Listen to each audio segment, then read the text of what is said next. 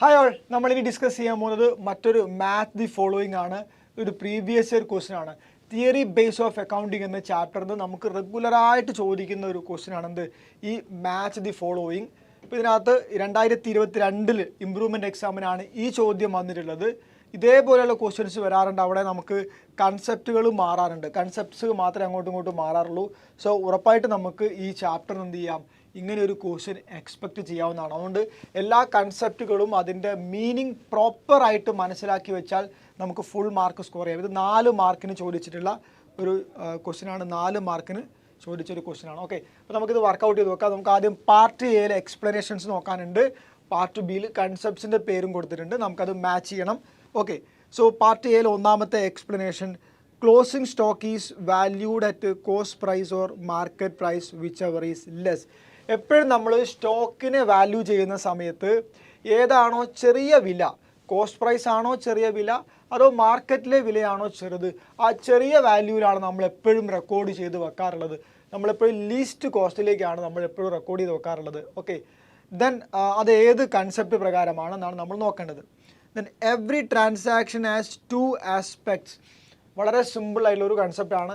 എല്ലാ business ട്രാൻസാക്ഷൻസിനകത്തും accounting ട്രാൻസാക്ഷനകത്തും 2 aspects ഉണ്ട്. നമുക്കറിയാം, ഒരു ഡെബിറ്റ് ആസ്പെക്റ്റും ഉണ്ടാവും, ഒരു ക്രെഡിറ്റ് ആസ്പെക്റ്റും ഉണ്ടാവും. അതേത് കൺസെപ്റ്റ് പ്രകാരമാണ് നോക്കണം. Accounting records monetary events only. We people of accounting നമ്മൾ എപ്പോഴും റെക്കോർഡ് ചെയ്യുന്നത് എങ്ങനെയാണ്, മോണിറ്ററി ട്രാൻസാക്ഷൻസ് മാത്രമാണ്. അല്ലെങ്കിൽ transaction that can be valued in money, അത് മാത്രമേ നമ്മൾ റെക്കോർഡ് ചെയ്യുള്ളൂ. അങ്ങനെയുള്ള ട്രാൻസാക്ഷൻസും ഈവൻറ്റ്സും മാത്രമേ നമ്മൾ റെക്കോർഡ് ചെയ്യുള്ളൂ. അത് ഏത് കൺസെപ്റ്റ് പ്രകാരമാണ്. Then frequent changes in accounting policies are not advisable. Frequent ആയിട്ട് നമ്മൾ അക്കൗണ്ടിങ് പോളിസി മാറ്റിക്കൊണ്ടിരിക്കുക. ഇപ്പോൾ നമ്മൾ ഡിപ്രീസിയേഷൻ ചാർജ് ചെയ്യുന്നത് WDV മെത്തേഡിലാണെന്ന് വിചാരിക്കുക, റിട്ടേൺ ഡൗൺ വാല്യൂ മെത്തേഡിൽ. നെക്സ്റ്റ് ഇയർ നമ്മൾ സ്ട്രെയിറ്റ് ലൈൻ മെത്തേഡിലേക്ക് പോകുന്നു, SLMലേക്ക് പോകുന്നു. ഇങ്ങനെ ഓരോ വർഷവും നമ്മൾ മെത്തേഡ് മാറ്റുക എന്നുള്ളത് ദാറ്റ് ഈസ് അഡ്വൈസബിൾ അല്ല. അക്കൗണ്ടിങ്ങിൽ അത് അങ്ങനെ നമ്മൾ ചെയ്യാൻ വേണ്ടി പാടില്ല. ഓക്കെ, അതേപോലെ കറൻസി നമ്മൾ മാറ്റിക്കൊണ്ടേയിരിക്കുക. ഇന്ത്യൻ റുപ്പി ചെയ്യുന്നു, തൊട്ടടുത്ത വർഷം ഡോളറിൽ ചെയ്യുന്നു. അത് പോസിബിൾ അല്ല, അത് ചെയ്യരുതെന്നാണ്. അതേത് കൺസെപ്റ്റ് പ്രകാരമാണെന്ന് നോക്കാം. അപ്പോൾ നമുക്ക് ഇപ്പുറത്ത് പാർട്ട് ബിയിൽ മണി മെഷർമെൻറ്റ് കൊടുത്തിട്ടുണ്ട്, കൺസിസ്റ്റൻസി എന്നൊരു കൺസെപ്റ്റ് കൊടുത്തിട്ടുണ്ട്, കൺസർവേറ്റിസം കൊടുത്തിട്ടുണ്ട്, ഡുവാലിറ്റി കൊടുത്തിട്ടുണ്ട്. അപ്പോൾ നമുക്കതിൻ്റെ ആൻസറും ചെക്ക് ചെയ്ത് നോക്കാം. Number 1, closing stock is valued at cost price or market price whichever is less എന്ന് പറയുന്നത് കൺസർവേറ്റിസം ആണ്. കൺസർവേറ്റിസം എന്നുള്ള പ്രിൻസിപ്പിളാണ് നമ്മളവിടെ യൂസ് ചെയ്യേണ്ടത്. കൺസർവേറ്റിസം.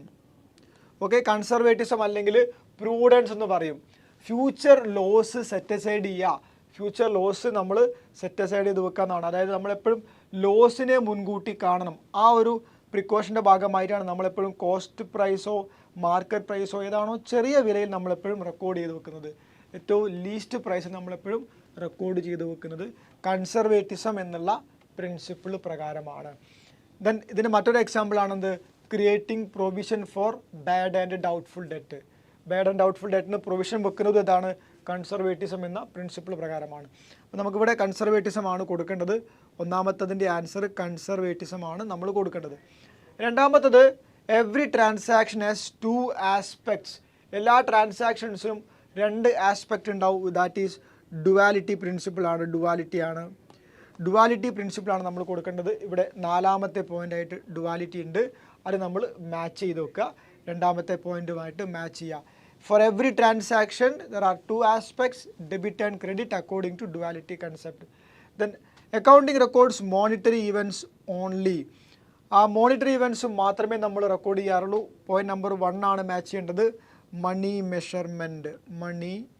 മെഷർമെൻറ്റ് എന്നുള്ള ആ പ്രിൻസിപ്പിളാണ് നമ്മൾ അവിടെ കൊടുക്കേണ്ടത്. ആ കൺസെപ്റ്റാണ് നമ്മൾ നേരെ എഴുതേണ്ടത് 3ാമത്തെ പോയിന്റിന്. 4ാമത്തെ point, frequent changes in accounting policies are not advisable. Balance ഉള്ളത് നമുക്ക് കൺസിസ്റ്റൻസി മാത്രമാണ്. സോ നമ്മൾ ആ ഒരു കൺസിസ്റ്റൻസി എന്ത് ചെയ്യുക, ഇവിടേക്ക് മാറ്റി എഴുതുക. കൺസിസ്റ്റൻസി. സോ കൺസിസ്റ്റൻസി എന്ന് പറയുന്നത് നമ്മൾ അക്കൗണ്ടിങ് പോളിസീസ് പ്രാക്ടീസസ് കൺസിസ്റ്റൻ്റായിട്ട് കീപ്പ് ചെയ്യണം. എല്ലാ വർഷവും അത് മാറ്റാൻ വേണ്ടി പാടില്ല, മാറ്റിക്കൊണ്ടിരിക്കാൻ വേണ്ടി പാടില്ല. സോ കൺസിസ്റ്റൻസി എന്നുള്ള ഒരു കൺസെപ്റ്റാണ് നമ്മൾ അവിടെ എന്ത് ചെയ്യേണ്ടത്, മാച്ച് ചെയ്യേണ്ടത്. ഇപ്പോൾ നമ്മൾ 4 പോയിന്റ് നേരെ മാച്ച് ചെയ്തു.